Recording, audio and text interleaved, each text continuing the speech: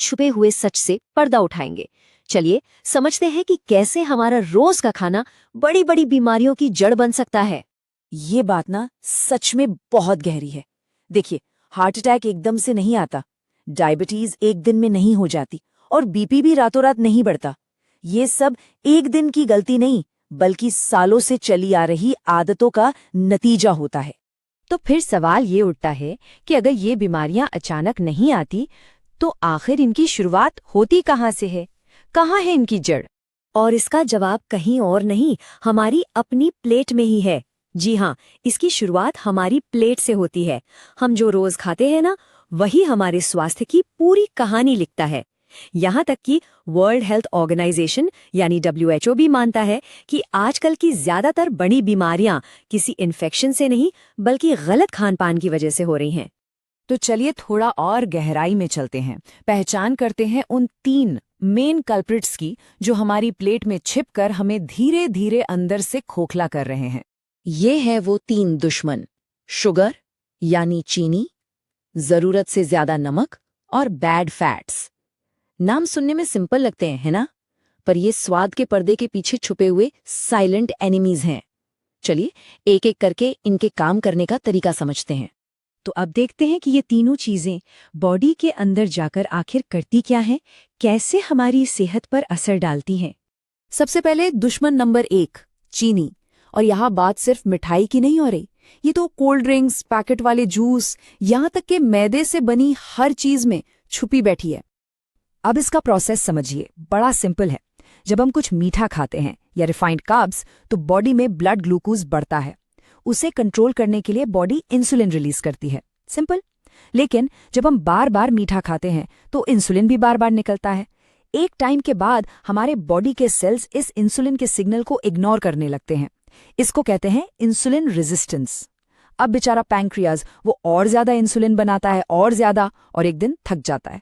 नतीजा, blood sugar हमेशा high रहता है और हो जाती है टाइप 2 डायबिटीज। अब आते हैं दुश्मन नंबर 2 पर, नमक। यहाँ एक चीज साफ समझनी होगी, नमक अपने आप में दुश्मन नहीं है। असली दुश्मन है जरूरत से ज्यादा नमक। सोचिए, जब हम एक्स्ट्रा नमक खाते हैं तो बॉडी में सोडियम बढ़ जाता है। अब इस सोडियम को बैलेंस करने के लिए बॉडी पानी रोकने लगती है। इससे ब्लड का वॉल्यूम यानी खून की मात्रा बढ़ जाती है। अब सोचिए, उतनी ही पतली नसों में ज्यादा खून दौड़ेगा तो क्या होगा? प्रेशर बढ़ेगा ना? बिल्कुल। और इसी हाई प्रेशर को हम कहते हैं हाई ब्लड प्रेशर या हाइपरटेंशन। इसीलिए बैलेंस बहुत जरूरी है, क्योंकि नमक को बिल्कुल छोड़ देना भी अच्छा नहीं है। उससे हाइपोनेट्रीमिया हो सकता है, जिसमें चक्कर आना, कमजोरी महसूस होना, ये सब होता है। तो पॉइंट क्या है? न बहुत ज्यादा न बिल्कुल कम, एक सही बैलेंस चाहिए। और अब बारी है तीसरे और आखिरी दुश्मन की, बैड फैट्स। देखिए, सारे फैट्स बुरे नहीं होते, बॉडी को अच्छे फैट्स की जरूरत भी होती है। असली खतरा है ट्रांस फैट्स और जरूरत से ज्यादा सैचुरेटेड फैट से। और ये मिलते कहाँ हैं? वही तली हुई चीजों में, पैकेट वाले स्नैक्स, बेकरी के आइटम्स, इन सब में। और सबसे खतरनाक, जब एक ही तेल को बार बार यूज किया जाता है तलने के लिए, वो तो जहर बन जाता है। तो होता क्या है कि ये बैड फैट्स बॉडी में LDL यानी बैड कोलेस्ट्रॉल को बढ़ा देते हैं। अब ये कोलेस्ट्रॉल हमारी खून की नसों की दीवारों पे चिपकना शुरू हो जाता है। धीरे धीरे नसों को अंदर से ब्लॉक कर देता है, रास्ता छोटा कर देता है, खून ठीक से बह नहीं पाता। इसी कंडीशन को एथेरोस्क्लेरोसिस कहते हैं और यही आगे चलकर हार्ट अटैक की सबसे बड़ी वजह बनता है। अब कहानी और भी खतरनाक होने वाली है, क्योंकि ये तीनों दुश्मन अकेले अकेले काम नहीं करते ना, ये एक टीम बनाकर मिलकर अटैक करते हैं। बिल्कुल एक परफेक्ट स्टॉर्म जैसा। देखिए, चीनी ने डायबिटीज का रास्ता खोला, ज्यादा नमक ने हाई ब्लड प्रेशर को बुलाया और बैड फैट्स ने नसों को ब्लॉक कर दिया। और जब ये तीनों मिल जाते हैं तो सीधा रास्ता बन जाता है हार्ट डिजीज का। तो अब जब प्रॉब्लम इतनी बड़ी है तो सोल्यूशन क्या है? घबराने की बात नहीं है। अच्छी खबर यह है कि सोल्यूशन बहुत बहुत सिंपल है और बिल्कुल हमारे हाथों में है। वर्ल्ड हेल्थ ऑर्गेनाइजेशन कहता है रोज कम से कम 400 ग्राम फल और सब्जियां खानी ही चाहिए। ये नंबर याद रखिए, 400 ग्राम। और नमक पूरे दिन में 5 ग्राम से कम, बस एक छोटा चम्मच, दैट्स इट। तो WHO की रेकमेंडेशंस को एक बार फिर से देख लेते हैं। रोज कम से कम 400 ग्राम फल सब्जी, चीनी टोटल कैलोरीज के 10% से कम, नमक जैसा हमने देखा 5 ग्राम से कम, और फैट्स टोटल कैलोरीज के 30% से कम। सिंपल है।